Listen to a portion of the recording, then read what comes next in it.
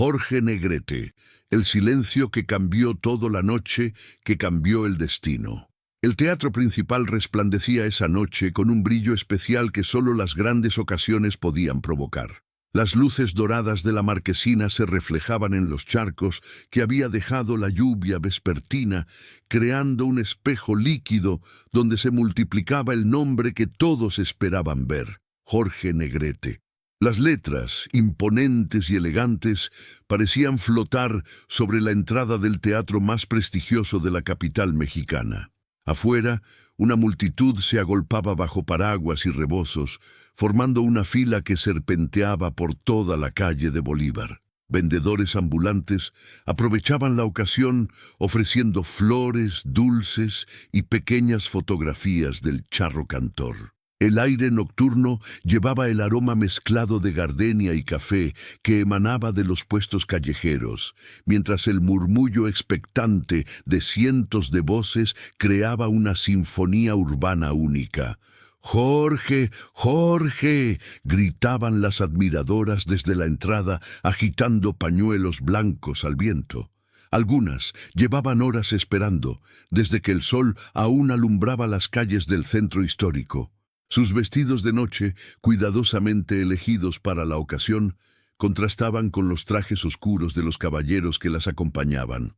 Era una noche donde México entero parecía haberse dado cita en un solo lugar. Dentro del teatro, la actividad era febril. Los acomodadores, vestidos con sus uniformes azul marino, dirigían a las familias hacia sus localidades mientras el eco de los pasos resonaba contra los muros cubiertos de terciopelo rojo.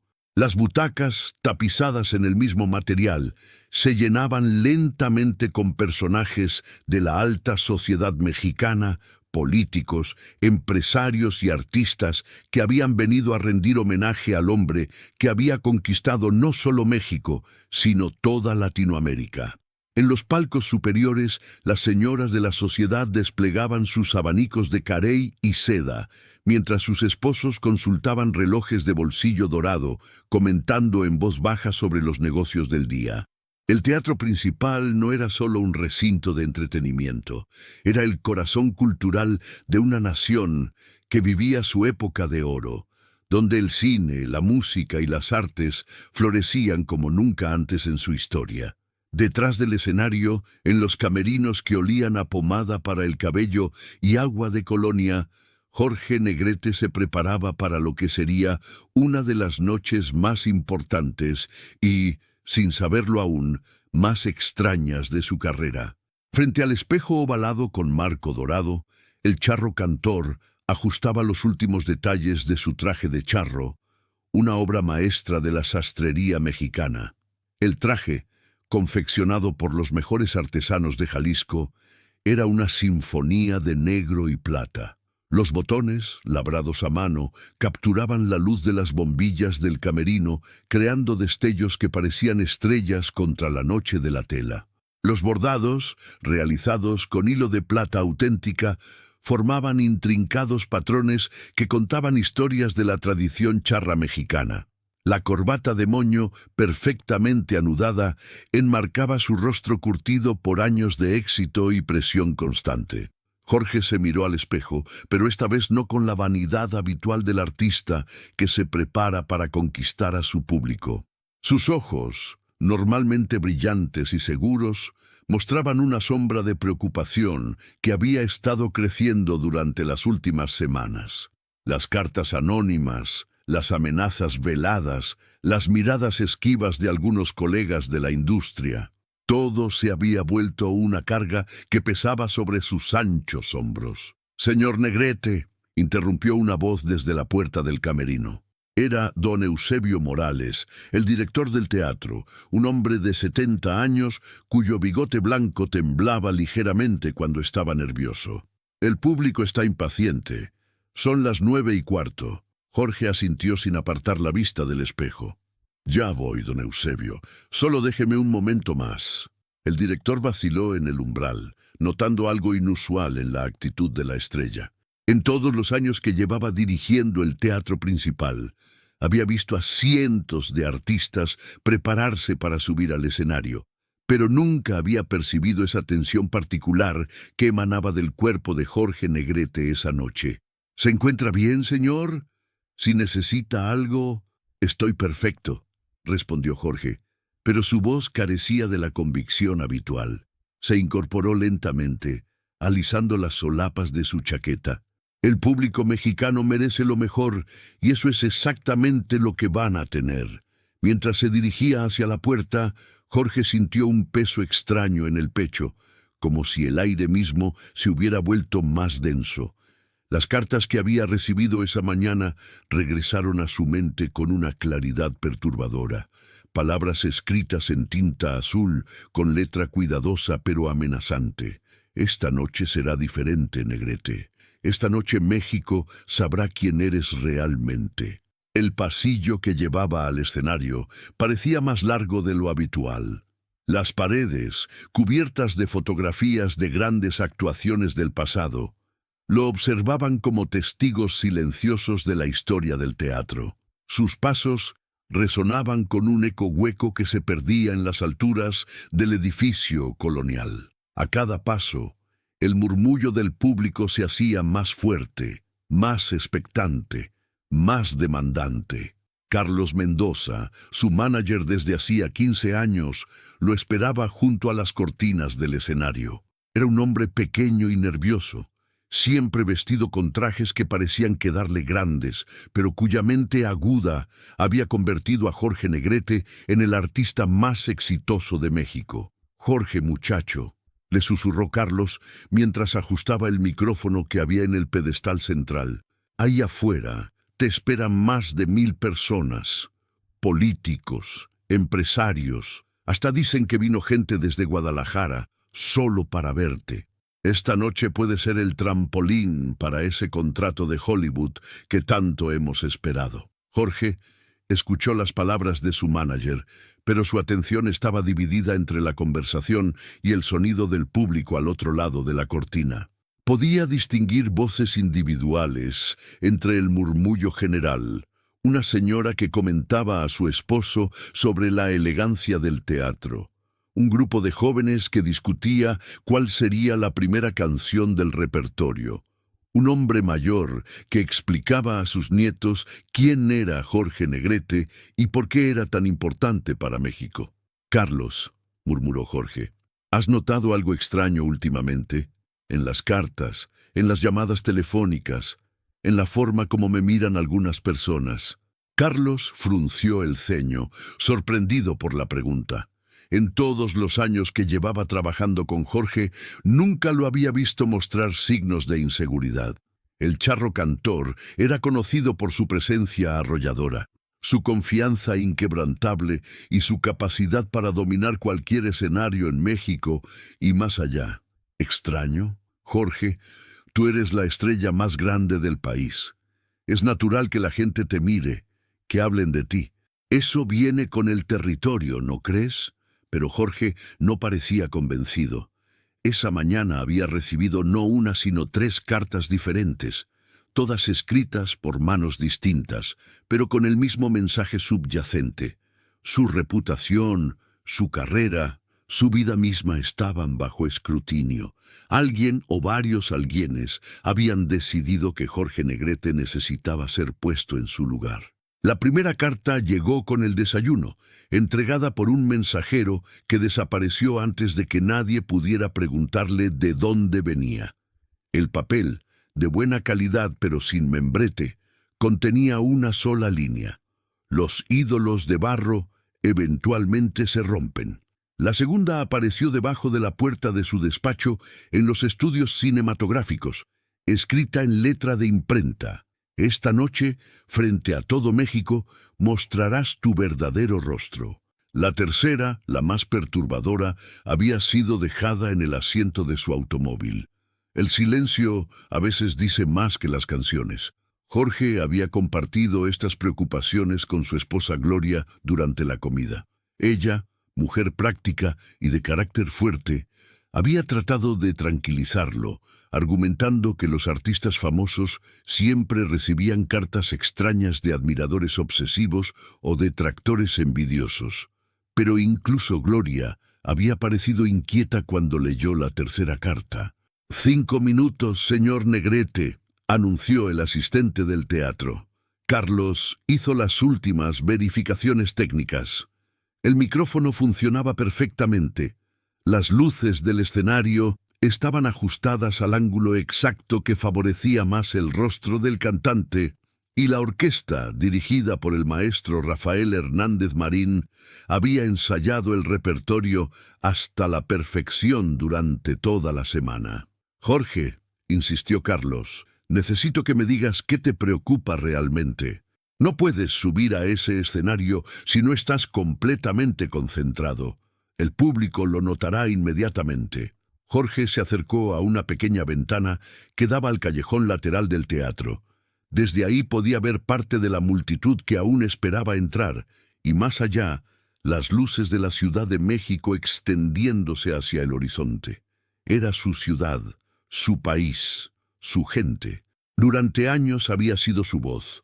Había cantado sus alegrías y sus penas. Había representado sus sueños y aspiraciones en pantallas de cine de todo el continente. Pero esa noche, algo había cambiado. No podía identificar exactamente qué, pero había una tensión en el aire que iba más allá de los nervios habituales antes de una presentación importante. Era como si toda la ciudad estuviera conteniendo la respiración, esperando que algo ocurriera. «Señor Negrete, es hora», anunció don Eusebio desde la puerta. Jorge se alejó de la ventana y caminó hacia las cortinas. El sonido del público había alcanzado un crescendo de expectación. Podía escuchar el crujir de los programas de mano, el tintineo discreto de las joyas de las damas, el susurro de las conversaciones que se interrumpían cuando alguien creía haber visto movimiento detrás de la cortina. Carlos le dio una palmada en el hombro. «Eres Jorge Negrete, el charro cantor. Ahí afuera te aman. Sea lo que sea que te preocupa, cuando subas a ese escenario y vean tu presencia, cuando escuchen tu voz, todo lo demás dejará de importar». Jorge asintió, pero en el fondo de su mente, las palabras de la tercera carta resonaban como un eco persistente. El silencio a veces dice más que las canciones. Sin más dilación, las cortinas comenzaron a abrirse lentamente, revelando el escenario bañado en una luz dorada que contrastaba dramáticamente con la penumbra del teatro. El rugido de aplausos que siguió fue ensordecedor, una cascada de sonido que parecía hacer temblar los cimientos mismos del edificio colonial. Jorge Negrete dio su primer paso hacia el escenario, sin imaginar que en menos de una hora, ese mismo público que lo aclamaba con fervor sería testigo de un momento que cambiaría para siempre la forma en que veían a su ídolo, y que él mismo sería el protagonista de uno de los episodios más desconcertantes de la época de oro del entretenimiento mexicano. El sol de octubre entraba sesgado por las ventanas altas de los estudios Churubusco, creando patrones de luz y sombra que danzaban sobre los decorados que esperaban ser utilizados. En el aire flotaba el aroma característico de los estudios de cine, una mezcla de cola para madera, pintura fresca, cigarrillos y el perfume que usaban las actrices. Era el olor del sueño mexicano, el de una industria que había convertido a México en la meca del cine latinoamericano. Jorge Negrete caminaba por los pasillos del estudio con la familiaridad de quien había hecho de ese lugar su segunda casa. Sus pasos resonaban sobre el piso de concreto pulido mientras saludaba a técnicos, maquillistas y otros actores que se cruzaban en su camino. Llevaba un traje gris perla, el camerino de Jorge Negrete olía a loción de afeitar y a las gardenias que siempre pedía antes de cada presentación. Era una superstición que había heredado de su madre. Las flores blancas atraen la buena suerte, mijo. Esa noche, sin embargo, las gardenias parecían marchitarse más rápido de lo normal, como si presintieran lo que estaba por venir. Jorge se ajustó el traje de charro por última vez frente al espejo. El bordado dorado brillaba bajo la luz de los focos del camerino, Cada hilo parecía contar una historia de triunfos pasados. Sus dedos temblaron ligeramente al abrocharse los botones de plata del chaleco. No era nerviosismo escénico, eso había desaparecido años atrás. Era algo diferente, algo que había comenzado a crecer en su pecho durante las últimas semanas. Señor Negrete, la voz de Rodolfo, su asistente personal, interrumpió sus pensamientos. Falta un cuarto de hora para el espectáculo. El teatro está completamente lleno. Jorge asintió sin voltear. En el espejo podía ver el reflejo de Rodolfo parado en la puerta, sosteniendo una carpeta llena de papeles que probablemente contenían contratos, horarios y compromisos que se extendían por los próximos 6 meses. La vida de una estrella nunca se detenía, ni siquiera cuando el corazón pedía a gritos un descanso. ¿Está todo bien, patrón?, preguntó Rodolfo, acercándose con cautela. Había trabajado con Jorge durante 5 años y había aprendido a leer las señales. Se ve diferente. Jorge finalmente se volvió. Sus ojos, normalmente brillantes, con la confianza que caracterizaba al charro cantor, mostraban una opacidad que Rodolfo nunca había visto antes. Era como si una sombra hubiera caído sobre el alma del hombre más admirado de México. «Rodolfo», dijo Jorge con voz pausada, «¿alguna vez has sentido que tu vida no te pertenece?» La pregunta cayó como una piedra en agua quieta. Rodolfo parpadeó sin saber cómo responder. En todos estos años, Jorge nunca había hablado así. Era el hombre que había conquistado Hollywood, que había hecho llorar a miles de mujeres con su voz, que representaba el orgullo de una nación entera. «No entiendo, señor». Jorge se sentó en la silla frente al espejo y se pasó las manos por el cabello perfectamente peinado. «Cada día me despierto y ya hay alguien que ha decidido qué voy a hacer, a dónde voy a ir, con quién voy a hablar. Hasta las palabras que debo decir están escritas en algún papel que alguien más preparó». La confesión salió como un suspiro largo y profundo. Rodolfo cerró la puerta del camerino y se acercó, reconociendo que este era uno de esos momentos que cambiarían algo entre ellos para siempre. «Pero usted es Jorge Negrete», dijo Rodolfo con cuidado. «Es el ídolo de México. Millones de personas lo admiran». «Exactamente». Jorge se levantó abruptamente. «Soy Jorge Negrete». «¿Pero quién es Jorge Alberto Moreno Fernández?» El uso de su nombre real resonó en el camerino como un grito silencioso. Rodolfo nunca lo había escuchado referirse a sí mismo de esa manera. Jorge Negrete era la marca, el personaje, la máscara dorada que había usado durante tanto tiempo que a veces parecía haberse fusionado con su piel. Un golpe suave en la puerta interrumpió el momento. «10 minutos, señor Negrete», gritó alguien desde el pasillo. Jorge cerró los ojos y respiró profundo. Cuando los abrió, Rodolfo vio algo que lo asustó, una determinación fría, casi peligrosa. «Esta noche», murmuró Jorge, «va a ser diferente». «¿Qué quiere decir?» Pero Jorge ya había salido del camerino, dejando atrás el aroma de las gardenias marchitas y llevándose consigo una resolución que cambiaría el curso de esa noche para siempre. El escenario del teatro principal era un mar de terciopelo rojo y oro bajo las luces. Jorge caminó desde los bastidores sintiendo el peso familiar de 1000 ojos sobre él.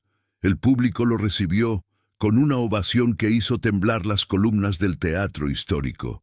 Pero esta vez, en lugar de llenarlo de energía como siempre, el aplauso se sintió como cadenas invisibles que se ajustaban más fuerte alrededor de su cuello.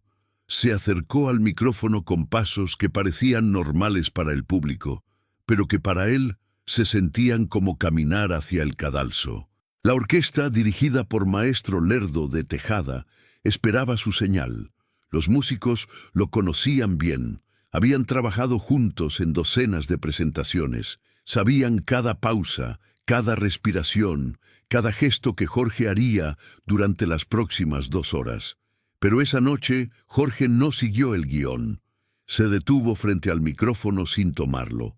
El público comenzó a inquietarse ligeramente. En la primera fila distinguió las caras familiares, productores de cine, políticos importantes, críticos de espectáculos, todos esperando que cumpliera con su papel de ídolo perfecto.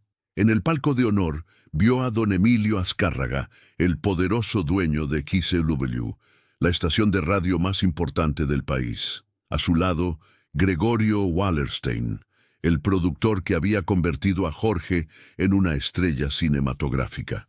Hombres que habían apostado millones a que Jorge Negrete siempre sería exactamente lo que ellos necesitaban que fuera. La orquesta comenzó los primeros acordes de México lindo y querido, la canción que siempre abría sus espectáculos. El público se preparó para cantar junto con él, como había sucedido cientos de veces antes. Pero Jorge simplemente se quedó allí, mirando el micrófono como si fuera un objeto extraño.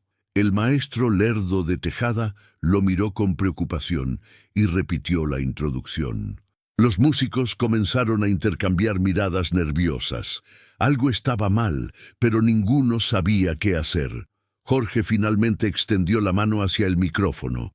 El público suspiró aliviado, pero en lugar de tomarlo para cantar, Jorge hizo algo que nadie esperaba.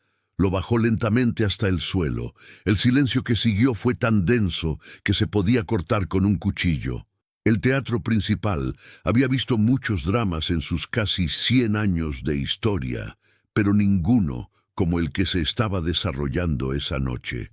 Jorge Negrete, el hombre que nunca había fallado a su público, estaba de pie en el centro del escenario con el micrófono a sus pies como una ofrenda caída. En la tercera fila, doña Carmen Moreno, su madre, se llevó una mano al pecho. Había venido como siempre a ver a su hijo brillar, pero lo que veía en sus ojos le resultaba completamente desconocido. Era como si el niño que había criado hubiera regresado de repente, vulnerable y perdido, dentro del cuerpo del hombre más famoso de México. Jorge susurró, aunque sabía que él no podía escucharla. El público comenzó a murmurar. 2000 personas, tratando de entender qué estaba pasando, crearon un rumor sordo que llenó el teatro como el zumbido de un enjambre de abejas confundido. Algunos pensaron que era parte de un nuevo número artístico. Otros comenzaron a preocuparse genuinamente. En el palco de honor, don Emilio Azcárraga se inclinó hacia adelante. Su rostro, normalmente controlado y calculador, mostraba una mezcla de confusión y algo que podría haber sido pánico. Jorge Negrete no era solo un artista para él, era una inversión de millones de pesos, una marca que generaba fortunas para la estación de radio y para toda la industria del entretenimiento mexicano. ¿Qué carajo está haciendo?, murmuró entre dientes. Gregorio Wallerstein, el productor cinematográfico, ya estaba haciendo cálculos mentales. Tenían 3 películas en diferentes etapas de producción con Jorge como protagonista. Si algo le pasaba, si tenía algún tipo de colapso nervioso, hay que hacer algo, le susurró a Azcárraga. Esto puede arruinar todo. Pero en el escenario, Jorge parecía ajeno a las consecuencias de sus acciones. Por primera vez en años, quizás por primera vez en toda su carrera artística, se sentía completamente presente en el momento. No estaba actuando, no estaba interpretando un papel, simplemente estaba siendo. El maestro Lerdo de Tejada, después de unos segundos que se sintieron como horas, detuvo a la orquesta con un gesto discreto. Los músicos bajaron sus instrumentos lentamente, sin saber si debían continuar o no. El violinista principal, que había trabajado con Jorge en más de 50 presentaciones, nunca había visto algo así. Jorge levantó la vista hacia el público, y por primera vez en la noche, realmente los vio. No como una masa anónima de admiradores, sino como individuos. Vio a la señora en la quinta fila que había venido sola y que obviamente había ahorrado durante meses para comprar su boleto. Vio al joven matrimonio que se tomaba de la mano, probablemente en una de sus primeras citas importantes. Vio a los niños en los palcos superiores con los ojos brillantes de emoción. y se dio cuenta de algo que lo golpeó como un puñetazo. Todas esas personas habían venido a verlo porque creían en algo que él representaba. Habían pagado su dinero ganado con esfuerzo porque Jorge Negrete les daba esperanza, les daba orgullo, les daba un escape de sus propias vidas difíciles. Pero, ¿qué les estaba dando realmente? Una actuación ensayada 1000 veces, una máscara dorada que escondía a un hombre que se estaba perdiendo a sí mismo. Entre bastidores, la tensión era palpable. Rodolfo se mordía las uñas, un hábito que había abandonado desde la infancia. Los técnicos de sonido se miraban unos a otros sin saber si debían intervenir o esperar. El director del teatro, don Joaquín Pardavé, había aparecido con el rostro desencajado. «¿Qué le pasa?», le preguntó a Rodolfo. «¿Está enfermo? ¿Necesita un doctor?» «No lo sé», respondió Rodolfo honestamente. Nunca lo había visto así. María Félix, que había llegado tarde y estaba viendo la función desde los bastidores, se acercó con pasos elegantes pero preocupados. Ella y Jorge habían tenido una relación complicada, llena de pasión y conflictos, pero conocía al hombre detrás de la estrella mejor que la mayoría. «Está teniendo una crisis», dijo con voz baja pero firme. «He visto esta mirada antes». «¿Qué tipo de crisis?», preguntó Pardavé. María se quedó callada por un momento, observando a Jorge a través de la cortina lateral. «La crisis de un hombre que se está dando cuenta de que ha estado viviendo la vida de otro». En el escenario, Jorge comenzó a caminar lentamente hacia el borde del proscenio. Cada paso resonaba en el silencio absoluto del teatro. Sus botas de charro, normalmente símbolo de poder y tradición, ahora sonaban como los pasos de un condenado. Llegó al borde del escenario y se quedó allí, mirando directamente al público. Sus ojos recorrieron las caras, deteniéndose en cada persona que podía ver claramente. Era como si estuviera memorizando ese momento, grabando en su mente la última vez que estaría frente a ellos como el Jorge Negrete que creían conocer. El silencio se había vuelto tan intenso que se podía escuchar la respiración colectiva de 2000 personas. Nadie se atrevía a moverse, a hablar, ni siquiera a toser. Era como si todo el teatro hubiera sido atrapado en una burbuja de tiempo suspendido. Jorge abrió la boca como si fuera a decir algo, pero las palabras no salieron. En su lugar, algo mucho más poderoso llenó el espacio, la verdad cruda, y Jorge Negrete se encontraba frente al espejo de su camerino, pero por primera vez en años no se veía a sí mismo preparándose para conquistar al público.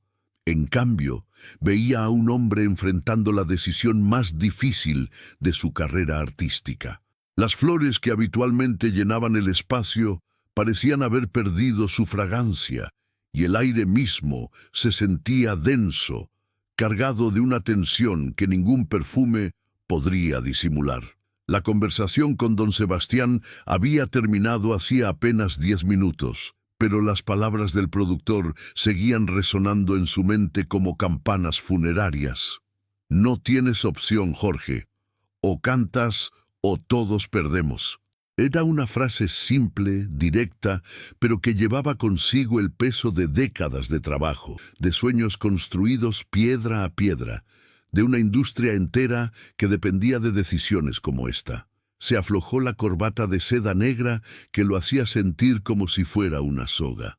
Por la ventana del camerino podía escuchar el murmullo del público que lo esperaba, esas voces expectantes que no sabían nada sobre la tormenta que se gestaba tras bambalinas. Eran voces inocentes, voces que habían pagado sus boletos con la esperanza de escuchar al Jorge Negrete de siempre, al charro que nunca fallaba, al hombre que transformaba cada canción en una declaración de amor a México. Un golpe suave en la puerta lo sacó de sus pensamientos. «Pase», murmuró sin apartar la vista del espejo. Era Esperanza, su asistente personal desde hacía más de 8 años, una mujer menuda pero de carácter firme que había aprendido a leer los estados de ánimo del cantante mejor que nadie. «Don Jorge», dijo con voz cautelosa, Faltan 15 minutos para su entrada. Todo está bien. Sus ojos mostraban preocupación genuina. Esperanza había visto a Jorge en sus mejores y peores momentos. Había estado ahí durante las giras exitosas y también durante las crisis personales. Pero nunca lo había visto tan ausente. Jorge se volvió hacia ella, intentando formar una sonrisa que no llegó a sus ojos. Esperanza, ¿tú qué harías si tuvieras que elegir entre tu conciencia y tu carrera? La pregunta cayó como una piedra en agua quieta. Esperanza cerró la puerta detrás de sí y se acercó, sus tacones resonando suavemente sobre el piso de mosaico. ¿Qué ha pasado, don Jorge? Usted nunca me hace preguntas así. Tal vez debería hacerlas más seguido, respondió Jorge, quitándose el sombrero charro y dejándolo sobre la mesa de maquillaje. Tal vez he estado demasiado ocupado siendo lo que otros esperan que sea, y he olvidado quién soy realmente. Esperanza tomó una silla y se sentó frente a él, algo que normalmente nunca se habría atrevido a hacer. Pero la gravedad del momento parecía romper todas las formalidades. Don Jorge, en 8 años trabajando con usted, he aprendido que usted siempre encuentra la manera de hacer lo correcto. No sé qué decisión tiene que tomar esta noche, pero sé que su corazón lo guiará bien. Jorge la miró con una mezcla de gratitud y dolor. ¿Y si hacer lo correcto significa defraudar a miles de personas? ¿Y si significa poner en riesgo el trabajo de decenas de familias que dependen de mí? Entonces no será una decisión fácil, admitió Esperanza. Pero las decisiones fáciles raramente valen la pena. En ese momento, otro golpe en la puerta interrumpió la conversación. Esta vez era más fuerte, más urgente. ¡Jorge! ¡Jorge! ¡Necesitamos hablar! La voz de Pedro Infante atravesó la madera como una flecha. Jorge intercambió una mirada con Esperanza, quien se levantó discretamente. «Déjelo pasar», murmuró Jorge, y Esperanza abrió la puerta. Pedro Infante entró como un huracán contenido. Su traje de charro brillaba bajo las luces del camerino, pero su rostro mostraba una tensión que contrastaba dramáticamente con su atuendo festivo. «Jorge, hermano, necesitamos hablar de lo que está pasando allá afuera. ¿Te refieres al público que nos espera o a los hombres de traje que están vigilando cada movimiento que hacemos?» Jorge no se molestó en disimular la amargura de su voz. Pedro miró a Esperanza, quien entendió la indirecta y se dirigió hacia la puerta. «Los dejo solos, caballeros. Don Jorge, estaré afuera cuando me necesite». Una vez que estuvieron solos, Pedro se acercó y puso una mano en el hombro de Jorge. «Escúchame bien, compadre. Sé que esto no está bien. Sé que nos están presionando para hacer algo que va contra todo lo que hemos defendido. Pero piénsalo. Si nos rendimos ahora, si nos negamos a cantar, ¿qué mensaje estamos enviando? ¿Qué mensaje estamos enviando si sí cantamos?», replicó Jorge, levantándose bruscamente. «Que somos títeres, que nuestra música se puede comprar, que nuestras voces se pueden silenciar cuando no conviene lo que tenemos que decir». Pedro guardó silencio por un momento, procesando las palabras de su amigo. La amistad entre ambos había nacido años atrás, construida sobre una base de respeto mutuo y amor compartido por la música mexicana. Habían competido, sí, pero siempre con el entendimiento de que ambos trabajaban por algo más grande que ellos mismos. «Jorge», dijo finalmente Pedro, «¿te acuerdas de aquella noche en Guadalajara, cuando cantamos juntos Cielito lindo para esos niños del orfanato?» Jorge asintió lentamente. Había sido una presentación privada, sin cámaras, sin prensa, solo ellos dos y un grupo de niños que habían perdido a sus padres en un accidente ferroviario. «Esa noche», continuó Pedro, «cuando vimos las caras de esos niños, cuando vimos cómo nuestras voces les devolvían un poco de esperanza, ¿no sentiste que estábamos haciendo exactamente para lo que habíamos nacido?» «Por supuesto que lo sentí», admitió Jorge, con la voz ligeramente quebrada. «Pero esto es diferente, Pedro. Esto no es sobre dar esperanza, Esto es sobre callar voces, sobre controlar narrativas, sobre convertir el arte en propaganda. Pedro se acercó a la ventana del camerino y observó hacia el teatro. Míralos, Jorge. Ahí están, esperándonos, trabajadores, familias, jóvenes que ahorran durante meses para comprar un boleto. ¿Crees que ellos están pensando en política esta noche? ¿Crees que vinieron aquí para eso? No, murmuró Jorge, pero tampoco vinieron para ser manipulados. Entonces, no los manipulemos, dijo Pedro volviéndose hacia él. Cantemos para ellos, cantemos las canciones que conocen, las canciones que aman. Démosles esa noche de felicidad que vinieron a buscar. Y mañana, cuando las luces se apaguen y el telón caiga, entonces podemos pensar en cómo cambiar las cosas. Jorge se quedó en silencio, mirando su reflejo fragmentado en el espejo del camerino. Las luces de las marquesinas del teatro se filtraban a través de las cortinas, creando patrones de luz y sombra que parecían bailar sobre las paredes. Era como si el propio teatro estuviera respirando, esperando una decisión que cambiaría el curso de todo. ¿Y si no hay un mañana, Pedro?, preguntó finalmente.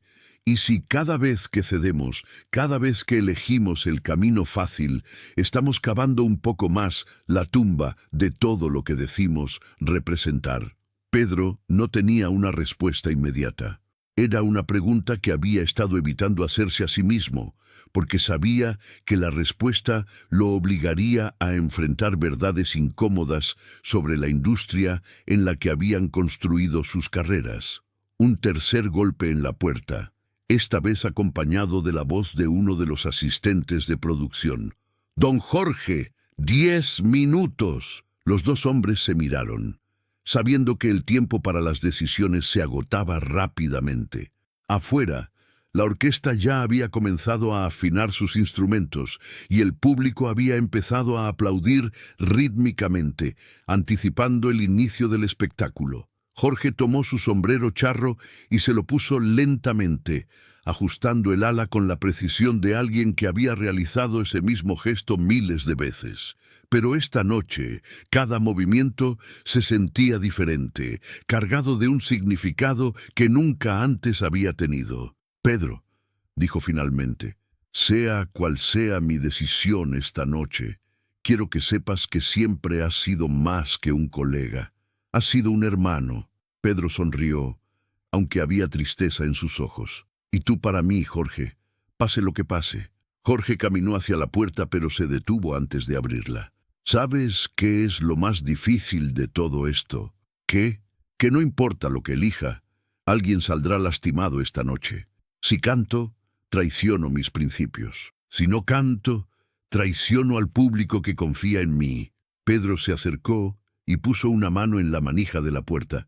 «Entonces, tal vez la pregunta no es qué decisión es la correcta, sino cuál es la que te permitirá dormir en paz». Jorge asintió lentamente, entendiendo que su amigo había tocado el corazón del dilema.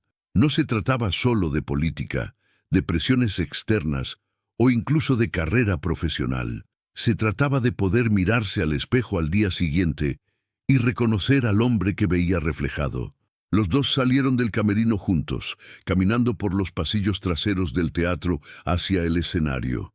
Con cada paso, el sonido del público se hacía más fuerte, más real, más demandante.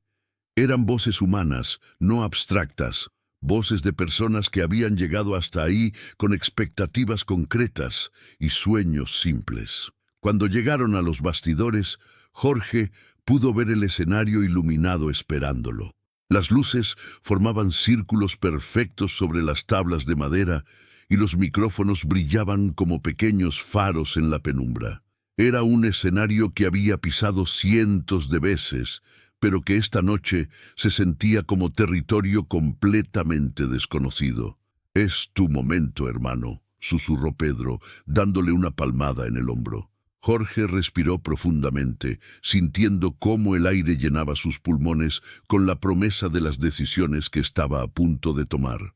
El telón seguía cerrado, pero podía sentir la energía del público del otro lado, esa fuerza vital que había alimentado su carrera durante tantos años. En unos minutos ese telón se abriría, las luces lo iluminarían, y tendría que elegir qué clase de artista, qué clase de hombre quería ser esa noche. La decisión ya no podía posponerse más. Los bastidores del teatro principal eran un mundo aparte, un universo paralelo donde la magia se preparaba minuto a minuto antes de salir a conquistar al público. Esa noche, sin embargo, la atmósfera usual de expectación nerviosa había sido reemplazada por una tensión casi palpable que hacía que cada sonido pareciera amplificado, cada mirada más significativa de lo normal. Jorge Negrete se encontraba de pie junto a la cortina lateral, observando cómo los técnicos hacían los últimos ajustes de iluminación. Las luces del escenario creaban un contraste dramático con la penumbra de los bastidores, dividiendo el mundo en zonas de claridad absoluta y sombras profundas. Era una metáfora involuntaria, pero perfecta de la situación en la que se encontraba, atrapado entre la luz pública y las oscuras presiones privadas. A su derecha, la orquesta del maestro Gonzalo Curiel estaba realizando las pruebas de sonido finales. Los músicos, vestidos impecablemente con sus trajes oscuros, afinaban sus instrumentos con la concentración de cirujanos preparándose para una operación délic. El aire detrás del telón era denso como el mezcal, cargado de tensión y sudor nervioso. Jorge Negrete permanecía inmóvil en las sombras, observando a través de una rendija el mar de rostros expectantes que llenaba cada butaca del teatro principal. Las luces de la sala creaban un resplandor dorado que contrastaba brutalmente con la oscuridad donde él se encontraba, como si fuera la frontera entre dos mundos completamente diferentes. 5 minutos, don Jorge, murmuró el asistente de escenario, un joven delgado que llevaba trabajando en el teatro desde que tenía 15 años. Su voz temblaba ligeramente, no por la emoción del espectáculo, sino por algo mucho más pesado que flotaba en el ambiente. Jorge asintió sin apartar la vista del público. Podía distinguir rostros conocidos en las primeras filas, críticos musicales de los principales periódicos, productores cinematográficos, algunos políticos menores que siempre aparecían en estos eventos para ser vistos. Pero también estaba el hombre del traje gris, sentado en la quinta fila, lado derecho. No había movido ni un músculo desde que Jorge lo había localizado 20 minutos antes. ¿Viste quién está en el palco de honor?, preguntó Raúl Martínez, su representante, acercándose con pasos cautelosos. Su rostro habitualmente jovial mostraba líneas de preocupación que se habían profundizado durante las últimas semanas. Jorge siguió la mirada de Raúl hacia el palco principal, decorado con terciopelo rojo y dorado. Allí, en el centro del palco, se encontraba Licenciado Vázquez, el funcionario del Ministerio de Cultura, cuya simple presencia en cualquier evento artístico podía determinar el futuro de una carrera. A su lado, una mujer mayor vestida completamente de negro, cuyo rostro Jorge no lograba distinguir desde esa distancia. «La reconoces, ¿verdad?», insistió Raúl, su voz apenas un susurro. «Es doña Carmen Serrano, la viuda del general Serrano». El estómago de Jorge se contrajo como un puño. El general Serrano había sido una figura controvertida durante los últimos años de la Revolución, y su viuda mantenía conexiones políticas que se extendían como telarañas por todo el país. Su presencia en el teatro no era casual, especialmente no después de los rumores que habían comenzado a circular sobre las supuestas simpatías políticas de Jorge. «Esto no me gusta nada», continuó Raúl, limpiándose las manos sudorosas en un pañuelo arrugado. «Primero las preguntas de los periodistas sobre tu posición respecto al nuevo gobierno. Luego esa campaña en contra de algunos artistas por sus tendencias extranjeras. Y ahora esto. Jorge, creo que deberíamos cancelar». «No vamos a cancelar nada», respondió Jorge con una firmeza que no sentía completamente. «Este es mi público, Mi gente, no voy a correr como un cobarde. Pero incluso mientras pronunciaba esas palabras, una parte de él deseaba poder desaparecer, poder regresar a los días cuando cantar era simplemente abrir el corazón y dejar que la música fluyera sin preocuparse por las consecuencias políticas de cada verso, de cada gesto, de cada canción elegida. El mariachi ya estaba en posición al lado del escenario. Jorge podía escuchar los últimos acordes de afinación de las guitarras, el murmullo bajo de los violines siendo ajustados. Estos hombres habían tocado con él durante años. Conocían cada una de sus canciones como si las hubieran escrito ellos mismos. Eran su familia musical, y ahora todos parecían tensos, como si presintieran que algo estaba a punto de cambiar para siempre. Don Jorge, la voz, pertenecía a Esteban, el primer violín del mariachi. Se acercó con pasos vacilantes, cargando su instrumento como si pesara toneladas. Necesito preguntarle algo sobre el repertorio de esta noche. Jorge se volvió hacia él, notando inmediatamente la palidez en el rostro habitualmente bronceado del músico. ¿Qué sucede, Esteban? Es sobre La Adelita, don Jorge. Uno de los técnicos de sonido me comentó que tal vez sería mejor no cantarla esta noche. Esteban evitaba el contacto visual, fijando la vista en las cuerdas de su violín. Dice que algunos la consideran demasiado revolucionaria para estos tiempos. La sangre de Jorge se enfrió. La Adelita había sido una de sus canciones favoritas durante años, una melodía que hablaba de amor y sacrificio durante la Revolución, una canción que su propio padre le había enseñado cuando era niño. La idea de censurar esa canción, de permitir que el miedo dictara su arte, le resultaba más repugnante que cualquier amenaza política. «Cantaremos La Adelita», declaró con voz firme. «Cantaremos todo el repertorio como siempre lo hemos hecho».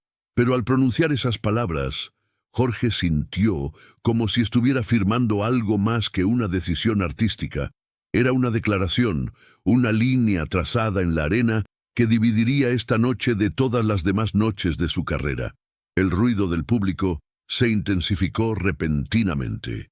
Jorge miró hacia las bambalinas del lado opuesto y vio a un grupo de hombres vestidos de civil que acababan de entrar al teatro. No eran parte del personal habitual, y su forma de moverse, demasiado coordinada, demasiado alerta, sugería un propósito completamente diferente al simple disfrute de un espectáculo musical. «Raúl», murmuró Jorge sin apartar la vista de los recién llegados. «¿Sabes quiénes son esos hombres?» Su representante siguió la mirada de Jorge y su rostro se volvió cenizo.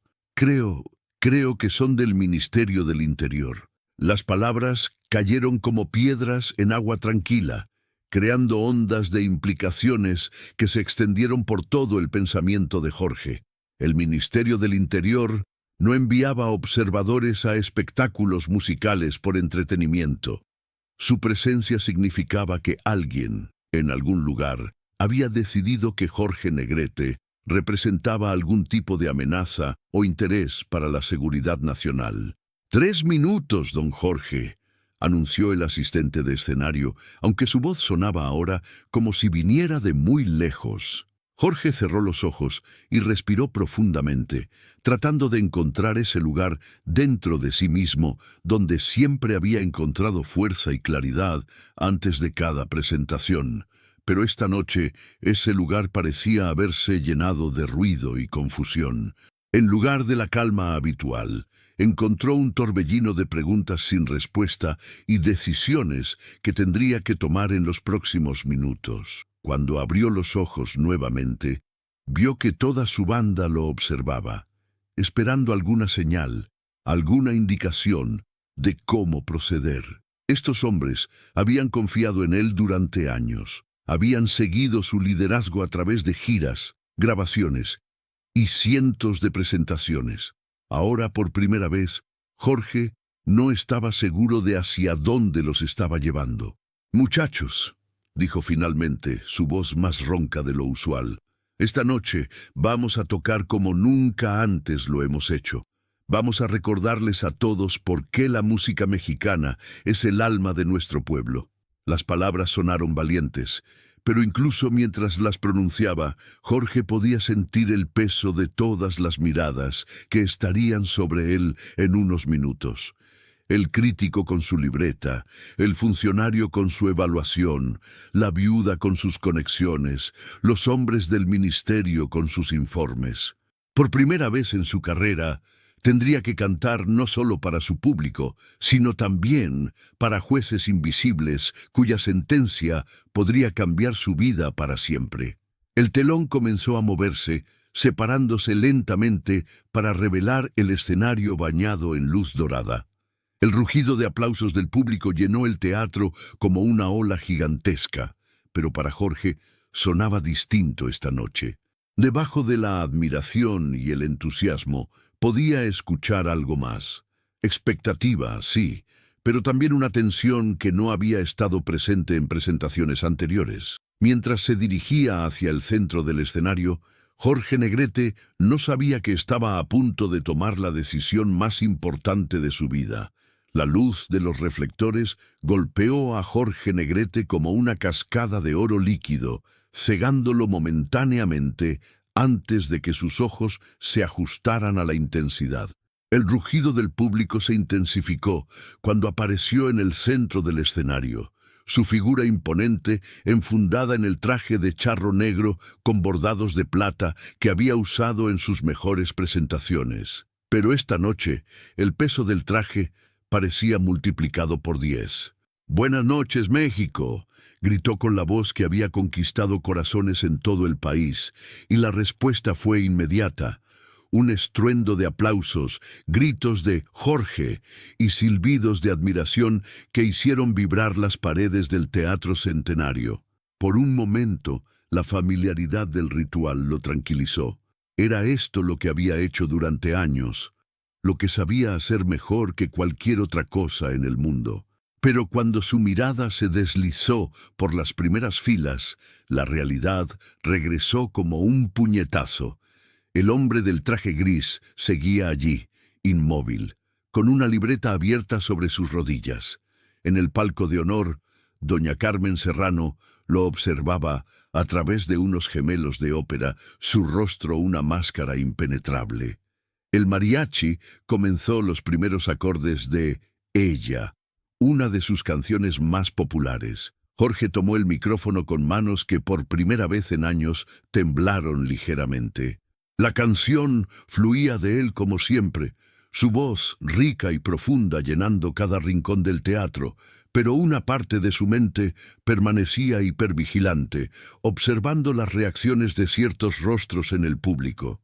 Durante los primeros 20 minutos, todo parecía normal. El público cantaba junto con él las canciones conocidas, las mujeres en los palcos agitaban pañuelos, los hombres gritaban «¡Arriba!» en los momentos apropiados. Jorge comenzó a relajarse, pensando que tal vez sus temores habían sido infundados. Fue entonces cuando decidió hacer algo que no había planeado. Esta noche, anunció, alejando el micrófono del soporte y caminando hacia el borde del escenario. «Quiero cantarles algo especial, una canción que mi padre me enseñó cuando era niño, una canción que habla del corazón de nuestro pueblo». El mariachi intercambió miradas rápidas. Sabían exactamente qué canción venía y también sabían que no estaba en el repertorio aprobado para esa noche. «Esta es para todos los que lucharon por la libertad de nuestra patria», continuó Jorge, su voz cargándose de una emoción que no había mostrado hasta ese momento. «Para todos los que creyeron que México podía ser mejor». Los primeros acordes de La Adelita llenaron el aire como un susurro que se convertía en grito. Inmediatamente Jorge pudo percibir un cambio en la atmósfera del teatro. El público reconoció la canción de inmediato, y su respuesta fue más intensa, más visceral que con cualquier otra canción de la noche. Pero no todos estaban complacidos. En el palco de honor, Jorge pudo ver cómo doña Carmen bajaba sus gemelos y se inclinaba para susurrar algo al oído del licenciado Vázquez. El funcionario asintió gravemente y hizo una seña discreta hacia las bambalinas. Uno de los hombres del Ministerio del Interior se levantó de su asiento y se dirigió hacia la salida. Jorge continuó cantando, pero su atención estaba dividida entre la canción y la creciente tensión que podía sentir desarrollándose a su alrededor. El público parecía ajeno a la trama política que se tejía sobre sus cabezas, perdido en la belleza melancólica de la música. Pero Jorge estaba completamente consciente de cada movimiento, cada mirada, cada gesto de desaprobación de ciertas figuras en la audiencia. Si Adelita se fuera con otro, la seguiría por tierra y por mar, cantó. Su voz cargándose de una pasión que pa el telón se alzó como una cortina de terciopelo rojo que revelaba el juicio final. Jorge Negrete emergió de las sombras laterales con la solemnidad de un torero que enfrenta su último toro. El público, ajeno a la tormenta que se había desatado tras bambalinas, estalló en aplausos que resonaron por todo el teatro principal como el eco de 1000 campanas.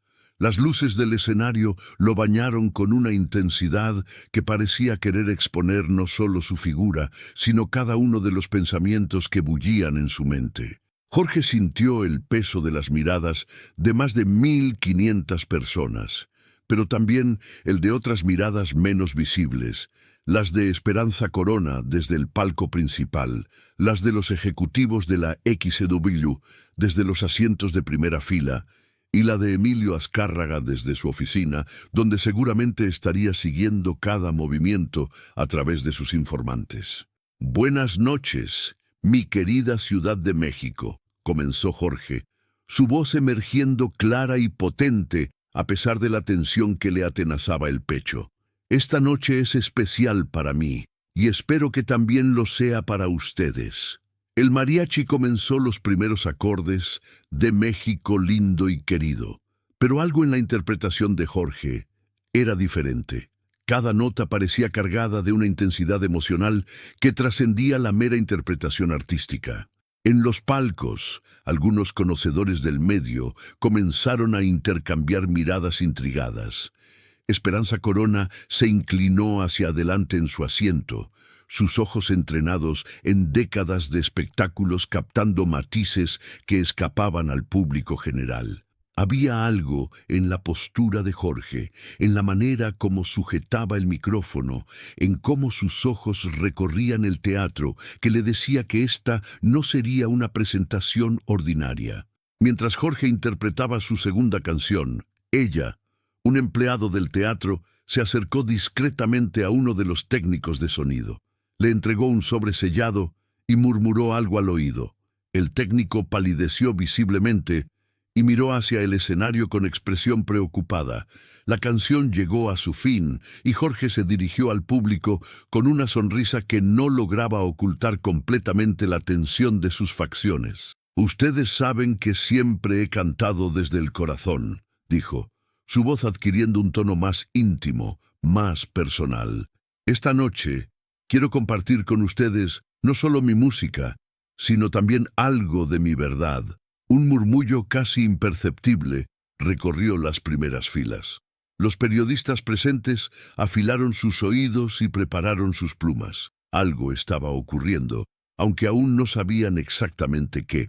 Jorge señaló al mariachi para que iniciaran Cocula, pero antes de comenzar a cantar, alzó la mano pidiendo silencio. El teatro se sumió en una quietud expectante que parecía vibrar con energía contenida. «Hay momentos en la vida de un artista», comenzó Jorge, su voz ahora despojada de toda artificiosa teatralidad, «en los que debe decidir entre lo que es cómodo y lo que es correcto, entre lo que le conviene y lo que realmente cree». En el palco principal, Esperanza Corona sintió un escalofrío. Conocía demasiado bien ese tono de voz, esa mirada. Era la misma que había visto en Jorge cuando decidió enfrentarse a los productores que querían cambiar su estilo. la misma cuando rechazó contratos millonarios que comprometían su dignidad artística. Los ejecutivos de la XCBU intercambiaron miradas nerviosas. Uno de ellos se levantó discretamente y comenzó a caminar hacia el pasillo, probablemente para hacer una llamada telefónica urgente. Jorge continuó, cada palabra medida pero cargada de emoción auténtica. Ustedes me han dado su cariño, su respeto, su lealtad. Me han permitido entrar a sus hogares a través de la radio. Me han acompañado en los cines. Me han hecho sentir como en casa en cada teatro del país. El público comenzó a aplaudir, pero Jorge alzó nuevamente la mano pidiendo que lo dejaran continuar. Por eso mismo, porque respeto ese cariño, porque valoro esa confianza, no puedo estar aquí esta noche fingiendo que todo está bien cuando no lo está. El silencio que siguió a estas palabras fue absoluto. Ni una tos, ni un murmullo, ni el crujido de un asiento. 1500 personas conteniendo la respiración al unísono. Jorge bajó el micrófono de su soporte con movimientos deliberados, casi ceremoniales. Lo sostuvo entre sus manos como quien sostiene algo sagrado, algo que está a punto de sacrificar en el altar de la verdad. Esta industria que tanto amo, continuó, su voz ahora amplificada únicamente por la acústica natural del teatro.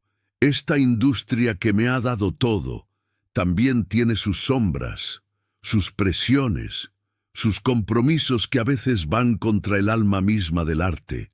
En las bambalinas, los técnicos y músicos intercambiaban miradas de perplejidad y creciente tensión. Algunos comenzaron a alejarse discretamente de sus puestos, como si presintieran que estaban a punto de presenciar algo que podría cambiar sus propias carreras. El director musical del mariachi, un veterano de décadas en el medio, reconoció los signos. Había visto a otros artistas llegar a este punto de quiebre, ese momento en el que la presión acumulada finalmente encuentra una válvula de escape. Hizo una señal casi imperceptible a sus músicos, preparándolos para cualquier eventualidad. Jorge miró directamente al palco donde sabía que estaba Esperanza Corona. Sus ojos se encontraron a través de la distancia y las luces, y en ese intercambio de miradas hubo todo un diálogo silencioso. Ella entendió inmediatamente lo que estaba a punto de ocurrir, y su expresión se transformó de preocupación a algo que parecía una mezcla de orgullo y temor. Hay quienes creen, continuó Jorge, su voz adquiriendo una fuerza que parecía emerger desde lo más profundo de su ser, que un artista debe ser como una marioneta bien vestida, que debe cantar lo que le dicen, cuando se lo dicen, como se lo dicen, que debe cerrar los ojos ante las injusticias, callar ante los abusos, sonreír ante las humillaciones. El murmullo que comenzó a elevarse desde el público era como el rumor del viento antes de la tormenta.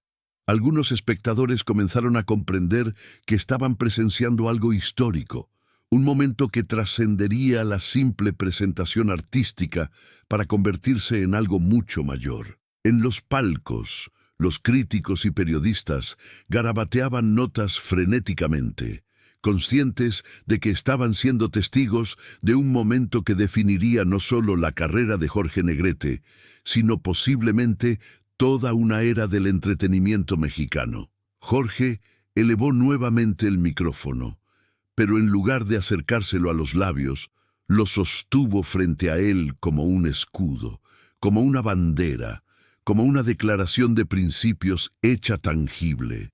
Esta noche, declaró con una voz que resonó hasta el último rincón del teatro, esta noche he decidido que no puedo seguir siendo cómplice de mi propio silencio. Y con esas palabras, Jorge Negrete bajó definitivamente el micrófono, colocándolo suavemente en el suelo del escenario.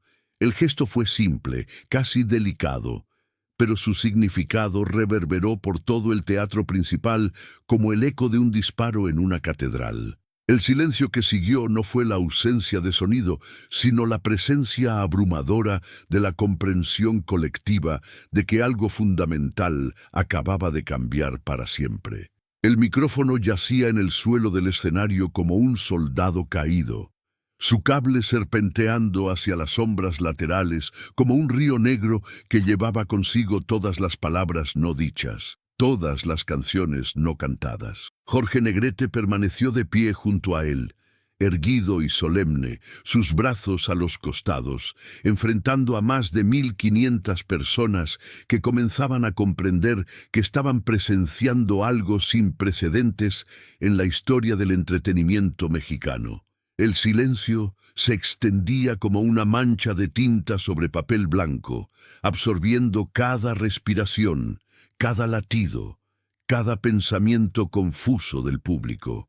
En los primeros segundos, muchos creyeron que se trataba de una pausa dramática, un efecto teatral diseñado para intensificar la siguiente canción. Pero a medida que los segundos se convertían en minutos, la naturaleza real de la situación comenzó a filtrarse en la conciencia colectiva como agua helada a través de una grieta. Esperanza Corona se había llevado una mano al pecho, sintiendo su corazón latir con una intensidad que rivalizaba con los tambores del mariachi silenciado.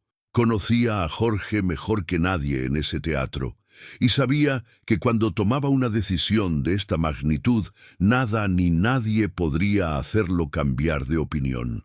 Era la misma determinación férrea que lo había llevado desde los palenques de provincia hasta convertirse en el charro cantor más famoso de México, pero ahora esa fuerza se volcaba contra el mismo sistema que lo había encumbrado. En la tercera fila, el crítico musical del periódico Excelsior había dejado de escribir. Su pluma permanecía suspendida sobre el papel como un colibrí paralizado por la sorpresa. Toda su experiencia de décadas cubriendo espectáculos no lo había preparado para esto. ¿Cómo se reseña el silencio? ¿Cómo se describe el momento en que un ídolo decide destruir su propia imagen pública en tiempo real? Los músicos del mariachi intercambiaban miradas desconcertadas. El director musical, don Silvestre Vargas, hombre que había acompañado a Jorge en sus más grandes triunfos, mantenía su violín en posición, pero sin tocarlo, como si temiera que cualquier nota rompiera un hechizo cuyas consecuencias no alcanzaba a comprender. Los otros músicos lo imitaban, creando un cuadro surreal, un mariachi completo en posición de tocar, pero sumido en un silencio que gritaba más fuerte que cualquier canción. En los palcos superiores, donde se ubicaban los funcionarios del gobierno y los magnates de la industria, el desconcierto se mezclaba con algo que comenzaba a parecerse al pánico. Un asistente del secretario de Educación se inclinó hacia su jefe y murmuró algo urgente al oído. El funcionario asintió y hizo una señal discreta hacia la salida. Sabían que cualquier declaración política improvisada de Jorge Negrete en este contexto podría tener repercusiones que se extenderían mucho más allá del ámbito artístico. Jorge, mientras tanto, parecía ajeno a toda la conmoción que había desatado. Sus ojos recorrían lentamente el teatro, no con la mirada calculada del entertainer profesional, sino con la contemplación profunda de alguien que está memorizando un momento que sabe que será el último de su tipo. Cada rostro en la multitud le contaba una historia. La señora elegante del palco que se abanicaba nerviosamente con su programa. El joven obrero de las galerías altas que se había gastado el sueldo de una semana para estar ahí. Las parejas de novios que habían venido esperando una noche romántica y ahora se encontraban en medio de un momento histórico.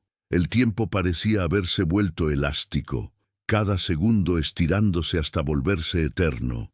En realidad, habían pasado apenas 3 minutos desde que Jorge bajó el micrófono, pero para los presentes se sentía como si hubieran transcurrido horas. La tensión acumulada comenzaba a manifestarse físicamente, tosecillas nerviosas, El crujido de asientos bajo el peso de cuerpos que se movían inquietos, el murmullo de conversaciones susurradas que comenzaban y se cortaban abruptamente. Fue entonces cuando ocurrió algo inesperado. Desde las galerías más altas, donde se ubicaban los asientos más baratos y donde se concentraba el público más humilde, comenzó a escucharse un aplauso lento, deliberado, casi ritual. No era el aplauso efusivo y automático del entretenimiento, sino algo más profundo, más consciente. Era el reconocimiento de que estaban presenciando un acto de valentía, una decisión que podría costar muy caro a quien la tomaba. El aplauso se extendió gradualmente hacia abajo, fila por fila, como una ola inversa que desafiaba las leyes de la gravedad social. Los trabajadores aplaudían a un hombre que estaba arriesgando todo por defender. El silencio que siguió al último acorde resonó como un eco eterno en las paredes del teatro principal. Jorge Negrete permaneció inmóvil frente al micrófono, sus manos aún temblando ligeramente por la intensidad emocional que había vertido en aquella canción final. El público, hipnotizado por la raw honestidad de su performance, mantenía una quietud casi religiosa. Fue entonces cuando Jorge tomó la decisión que definiría no solo esa noche, sino el resto de su carrera. Lentamente, con una deliberación que parecía desafiar al tiempo mismo, bajó el micrófono de su pedestal. El sonido metálico del soporte tocando el suelo del escenario cortó el aire como una navaja. Damas y caballeros, su voz ahora sin amplificación llegaba clara y potente hasta los rincones más alejados de la sala. Era la voz de un hombre que había encontrado su centro, su verdad más profunda. Esta noche han sido testigos de algo que yo mismo no esperaba. En las primeras filas, María Elena sintió como si cada palabra fuera dirigida específicamente a ella. Sus ojos, brillantes por las lágrimas contenidas, no se apartaban del hombre en el escenario que había sido su amor, su tormento, su inspiración.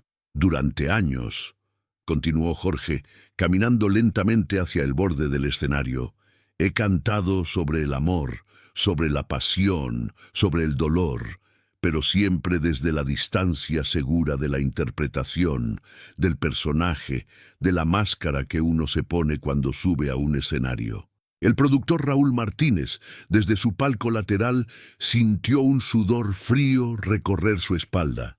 Esto no estaba en el guión. Esto no era lo que habían acordado. Sus dedos tamborilearon nerviosamente sobre el terciopelo del antepecho mientras calculaba mentalmente los daños que esto podría causar. Esta noche, Jorge levantó la mirada hacia las galerías superiores, abarcando con su vista a todos los presentes. Esa máscara se ha caído. Y lo que ustedes han visto, lo que han sentido, es a un hombre enfrentándose a sus propias verdades, a sus errores, a sus miedos, a sus arrepentimientos. Un murmullo apenas perceptible comenzó a recorrer las filas. No era de desaprobación, sino de reconocimiento. Era el sonido de cientos de personas que de alguna manera se veían reflejadas en las palabras de aquel hombre que había decidido despojarse de toda pretensión. Desde las bambalinas, don Aurelio observaba con una mezcla de orgullo y preocupación. Había visto a muchos artistas a lo largo de su carrera, pero nunca había presenciado algo así. Jorge no estaba solo cantando o actuando. Estaba confesándose ante un altar hecho de asientos y expectativas. Sé que muchos de ustedes vinieron esta noche esperando escuchar al Jorge Negrete de siempre. El galán, el charro invencible, el hombre que nunca duda, que nunca falla. Una sonrisa melancólica se dibujó en su rostro. Pero esa noche, ese hombre necesitaba bajar la guardia. María Elena se llevó la mano al pecho, sintiendo cómo su corazón latía tan fuerte que temía que fuera audible para todos los presentes. Reconocía en cada palabra, en cada pausa, al Jorge que había conocido en la intimidad de los momentos privados, lejos de las cámaras y los reflectores. El arte verdadero, continuó Jorge, su voz ganando fuerza con cada frase. no está en la perfección técnica, no está en cumplir las expectativas, no está en mantener una imagen. El arte verdadero está en la vulnerabilidad, en el coraje de mostrarse tal como uno es, con todas sus grietas y todas sus cicatrices. En la sala de control, el ingeniero de sonido había decidido por cuenta propia mantener los micrófonos ambientales abiertos, capturando cada matiz de aquella confesión espontánea. Intuitivamente sabía que estaba documentando algo histórico, algo que trasciende las categorías habituales del espectáculo. Esta noche he cometido errores, admitió Jorge, y por primera vez su voz se quebró ligeramente. He olvidado letras que conozco de memoria desde hace años. He desafinado en pasajes que podría cantar dormido. He llorado frente a ustedes sin pedir disculpas. El silencio era ahora absoluto. Ni un solo ruido de papel, ni una tos, ni el crujir de un asiento. 1500 personas respiraban al unísono, como si fueran un solo organismo pendiente de cada palabra. Pero también esta noche he cantado con una honestidad que nunca antes me había permitido. He sentido cada verso en lo más profundo de mi alma. He transformado mi dolor en algo que, espero, pueda tocar sus corazones y recordarles que todos, absolutamente todos, llevamos heridas que nos hacen humanos. Desde su butaca en la quinta fila, un crítico musical que había llegado esa noche con la intención de escribir una reseña rutinaria, se encontró tomando notas frenéticamente. Sabía que estaba presenciando algo que cambiaría su forma de entender el espectáculo, la música y el arte en general. Jorge caminó hacia el centro del escenario, donde había dejado el micrófono. Lo levantó nuevamente, pero esta vez no lo colocó en su pedestal. Lo mantuvo en su mano, como si fuera una extensión de su propia voz, de su propia alma. «Quiero pedirles un favor», dijo, su voz ahora amplificada, pero manteniendo esa intimidad confesional que había caracterizado toda su alocución. «Cuando salgan de aquí esta noche, cuando regresen a sus casas, a sus familias, a sus vidas, recuerden esto, que la verdadera fortaleza no está en nunca caer, sino en levantarse cada vez que caemos. La verdadera valentía no está en no tener miedo, sino en actuar a pesar del miedo». María Elena sintió como si cada palabra fuera un puente tendido específicamente hacia ella. En sus ojos había ahora no solo lágrimas, sino también una especie de luz, de comprensión que trascendía los resentimientos y las heridas del pasado. Y si esta noche mi vulnerabilidad, mi imperfección, mi humanidad les ha tocado el corazón de alguna manera, entonces cada nota desafinada, cada palabra olvidada, cada lágrima derramada habrá valido la pena. El aplauso, cuando finalmente llegó, no fue como los aplausos habituales. Comenzó lentamente, casi tímidamente, como si el público temiera romper la magia de aquel momento. Pero gradualmente fue creciendo, no en volumen, sino en intensidad emocional, hasta convertirse en una ovación que parecía venir no solo de las manos, sino de los corazones de todos los presentes. Jorge Negrete alzó la mano pidiendo silencio, y la ovación se detuvo como si hubiera sido dirigida por una batuta invisible. El peso de lo que estaba a punto de hacer se reflejaba en cada línea de su rostro, en la forma como sus hombros se habían enderezado con una dignidad nueva, distinta a la pose artificial del galán de cine. «Hay algo más que necesito decir», su voz resonó clara y firme por todo el teatro. «Algo que he guardado durante demasiado tiempo, algo que me ha estado consumiendo desde adentro como un fuego lento». En su butaca de primera fila, María Elena sintió como si el tiempo se hubiera detenido. Su respiración se volvió más lenta, más consciente, como si cada inhalación fuera una preparación para lo que estaba por venir. «Durante mi carrera he interpretado muchos papeles. He sido el charro valiente, el galán irresistible, el hombre que siempre tiene la palabra correcta en el momento preciso». Jorge caminó lentamente por el escenario, sus pasos resonando en el silencio absoluto. Pero el papel más difícil que he tenido que interpretar ha sido el de un hombre que fingía tener todas las respuestas cuando en realidad estaba perdido. Desde las bambalinas, don Aurelio intercambió una mirada preocupada con el asistente de producción. Esto se estaba alejando completamente del territorio conocido del espectáculo tradicional, adentrándose en aguas profundas y potencialmente peligrosas para la imagen pública de Jorge. «He cometido errores», continuó Jorge, deteniéndose justo en el centro del escenario. «Errores que han lastimado a personas que no merecían ser lastimadas. He dejado que mi ego, mi carrera, mis miedos se interpusieran entre yo y las personas que más importaban en mi vida». El público permanecía inmóvil, como si presintiera que estaban siendo testigos de algo histórico, algo que trascendía las categorías habituales del entretenimiento para convertirse en un momento de verdad humana pura. «Hay una mujer». Jorge miró directamente hacia donde sabía que María Elena estaba sentada, aunque las luces del escenario le impedían verla claramente.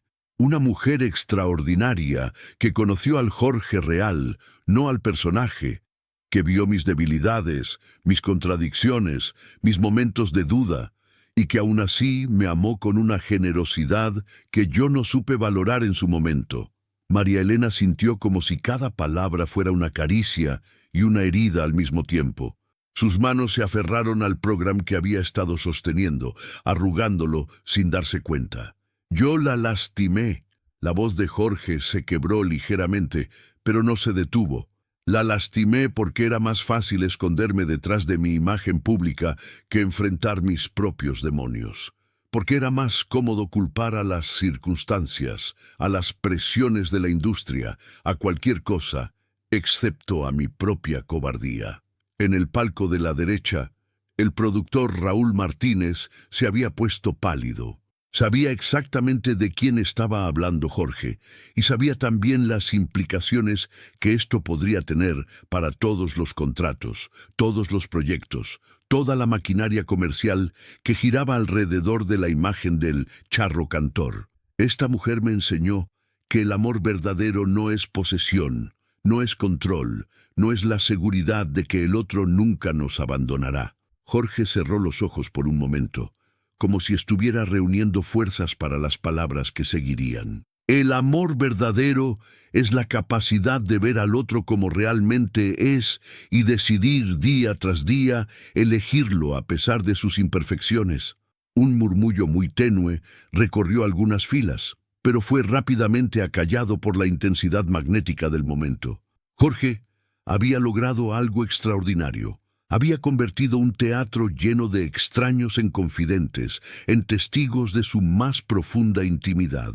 «Yo no supe hacer esa elección cuando importaba», admitió, abriendo los ojos nuevamente.